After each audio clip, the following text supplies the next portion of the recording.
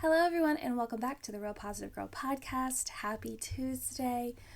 As I say every single time, I hope that your day is going well. If it's already started, or if it's just starting, rather, I hope your day is just going to be absolutely fantastic.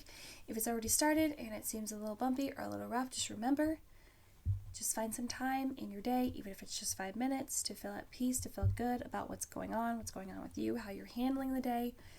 Tell yourself that you'll be able to get through it.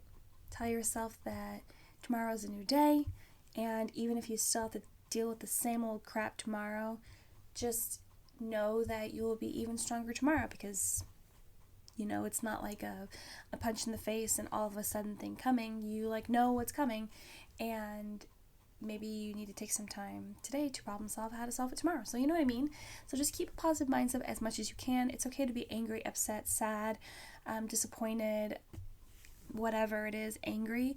But just know that you need to come away from those thoughts thinking, okay, I can do this, I can overcome this, I can keep going, and be the best person you can be. So again, happy Tuesday. This week we are talking about having the fear of success. And today, Tuesday, we are talking about make a plan of action for your success. So yesterday we talked about how to determine whether or not you have a fear of success and writing those fears down. And today we're talking about making a plan of action for your success. So let's go ahead and jump right in.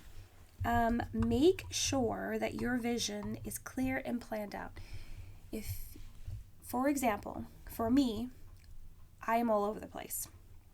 I will have 5 different ideas. I will want to do 20 different things, and a lot of times it's really overwhelming even to think about starting a project because I have that many ideas and that many thoughts. And so a thing that I like to do is in my phone, in notes, or in any sort of program, whether it's Word from Office, Microsoft Office, or whatever it is, whatever Word document program you want to use, I like to write down all my ideas so that they're at least listed somewhere so I don't have to waste time trying to remember what ideas I came up with. And then it helps me to weed out the bad ones and put things together to have a clear idea of what I want to do. So for podcasts, I have a running document that I write down all my ideas for the topics that I want to do for the week. And then if within those topics, those categories, I can break down what I would talk about that week. And I have that document running all the time so that it'll help me really break down what my vision would be for that week. So for example, this week we're talking about a fear of success, and I wrote that as the theme of the week. And then I wrote down all the days, and then I kind of, as I was doing research and as I was thinking about what I really wanted to hit on for this topic, I would write it down, and just even having it already having kind of a template of where it said theme of the week and then Monday, Tuesday, Wednesday, Thursday, Friday. It just really helped me stay organized and have a clear vision of what I thought that week was going to turn out. And then I would do bullet points under that. And then sometimes I would switch things around if I felt like things need to be in a different order. And I just really feel like at least for the podcast, that really helps my vision be very clear and planned out because I'm writing things down and be able to visualize it and actually look at it and change things around without it just all being stuck in my mind. So hopefully that makes sense. Whatever you want to do, you want to make sure that your vision is clear. And if you have trouble with that, and even writing it down or having it planned out in some sort of template that you've created or gotten from someone else, maybe you need a mentor or someone in your life that you trust that you can talk to and be really open about everything that's going on with your project, that you need to talk to them and they can help you bring your vision in to be more clear and help you plan it out. Small steps are the best way to start and help overcome fears. So I think one of the biggest problems for me was that when I think about doing the whole YouTube video thing, I would always think about okay, well, what if I got so much hate, after doing all these videos, and what if no one really cared, or what if my whatever setup background I have, which is very limited in where I live, in finding a space that's quiet enough to actually record, which is only my bedroom at this point for so many reasons.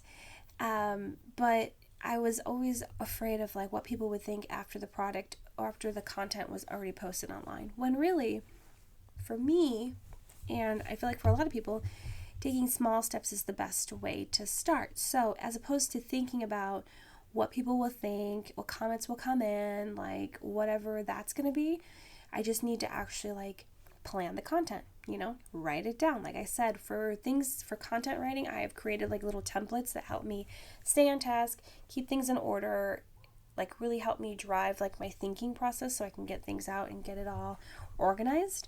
So I need to start there, actually write the content. And then, okay, plan the time to actually record the content. Okay. And then actually record it. And then edit it. And then get to the point where I'm like, okay, well now I'm going to post it. I need to do all the research for the tags and what kind of description I'm going to do. And then it gets posted. And then it's like so much down the line that I'm like, okay, well, hopefully it's well received. Maybe by that time I'll feel more confident in what I did. And I just took it slow and I didn't let it overwhelm me to the point where it stopped me from doing it at all. And so I think that taking small steps will help you continue on the course of whatever it is you're doing, as opposed to thinking of the big picture overall, which will just continue to instill fear, and you will feel like, oh, I don't want to do it at all because of all these bad things that I think are going to happen that probably won't. And even if they will, you don't know exactly how it's going to turn out. So small steps, I feel, are the best. Also, visualize yourself as even more successful than you think you will be or already are. I was doing some research and just reading different articles about success and what people had to say about that, and agreed with some of it. Others I'm like, oh, that's interesting, but not necessarily what I find to be true in people that I know and all the research that I've been doing. But I know that people talk about visualizing your success, already seeing it. It's kind of that like law of attraction thing that people talk about, which I don't know a whole lot about, but anytime I like watch videos on it or read up on it, I'm like, oh, that's interesting. You're like putting it out there that that's what you want. You're already visualizing it.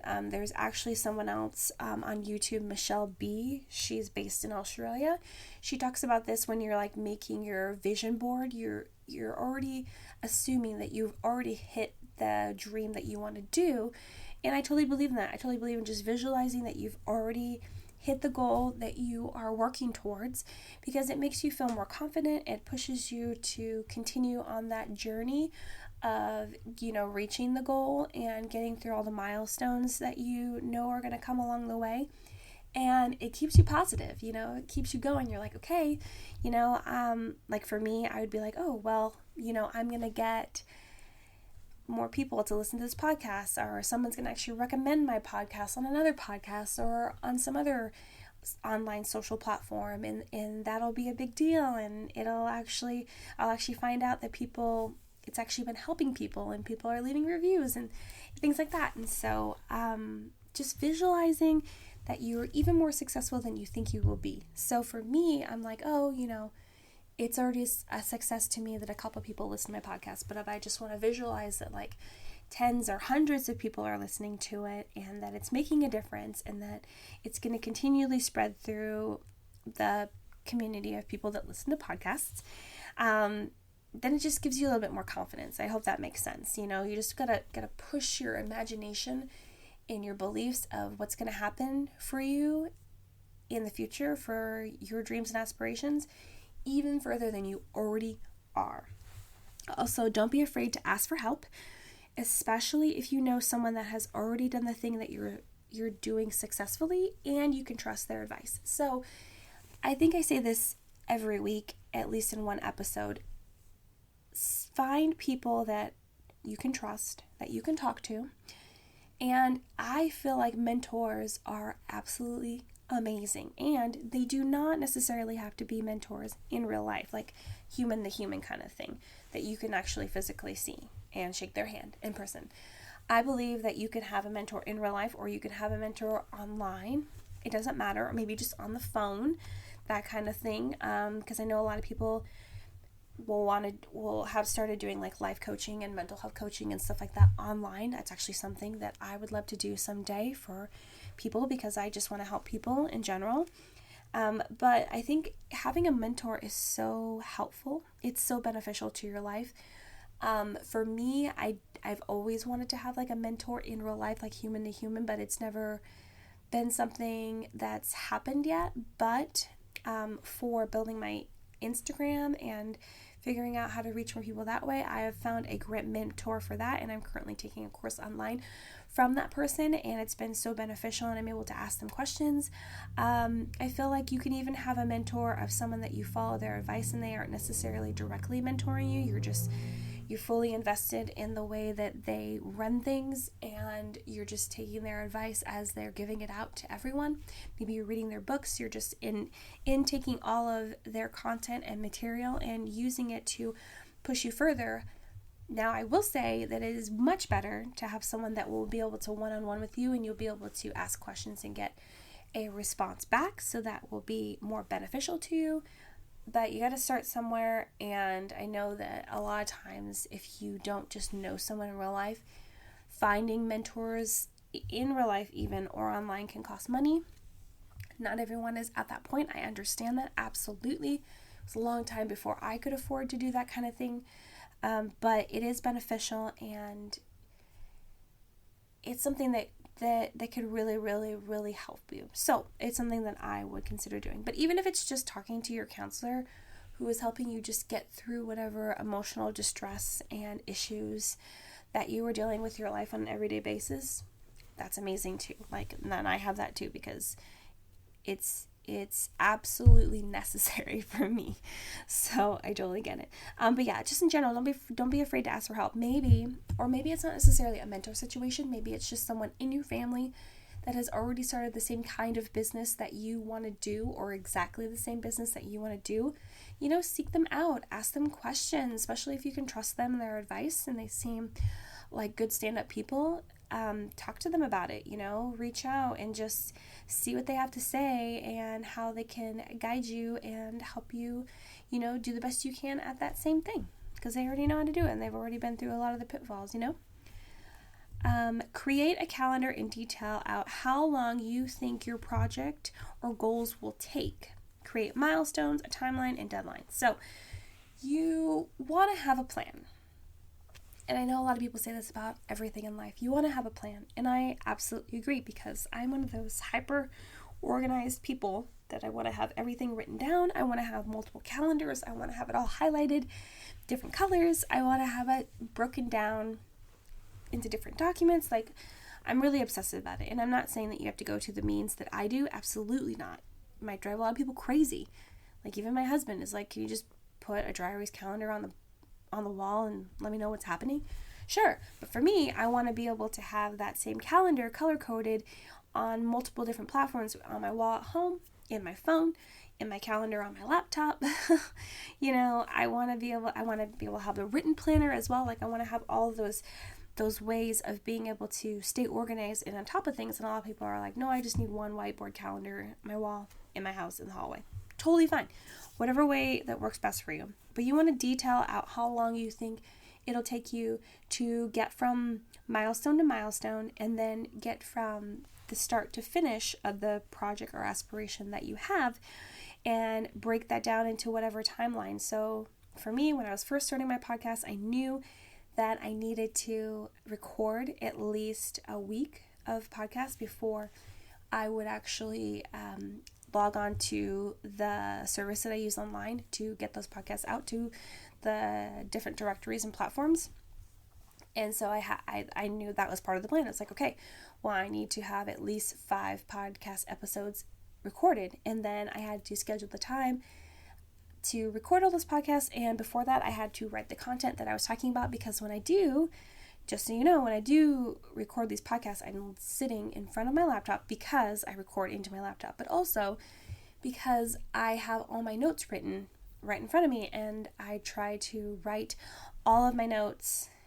I make it a point to write all my notes before I record, because it's just easier to go from episode to episode, and I have all my thoughts clearly written out already. I'm ready to go, and everything is clear and ready, and there aren't going to be that many like bumps and problems to be mixed in, because I've already prepared everything. So it's really important to have a timeline, have milestones. For me, the platform that I use to get my podcast out, like, has its own milestones built in, so it'll let me know, like, oh, this many people have listened to your podcast, if you had this many downloads. Or for me, I'll look back and be like, oh wow, I've already been doing this for like 4 weeks or whatever, and I feel like that is a milestone, because I personally feel that every episode that I record, I'm getting better and better about talking about what I'm talking about.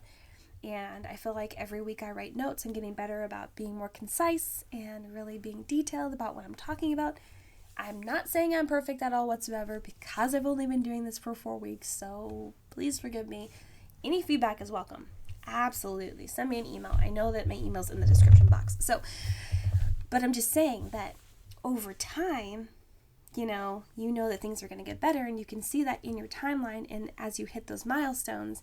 And if you don't know what milestones to create, because you're like, oh, this is all new to me, even if you did some research, it's not really like telling you what you should be looking for, you will see those as they come. So at least create a timeline of like when you're going to start, what you absolutely know for sure that you need to do in the middle to get to the end. So that is like the biggest advice. Create a calendar, timeline, create deadlines.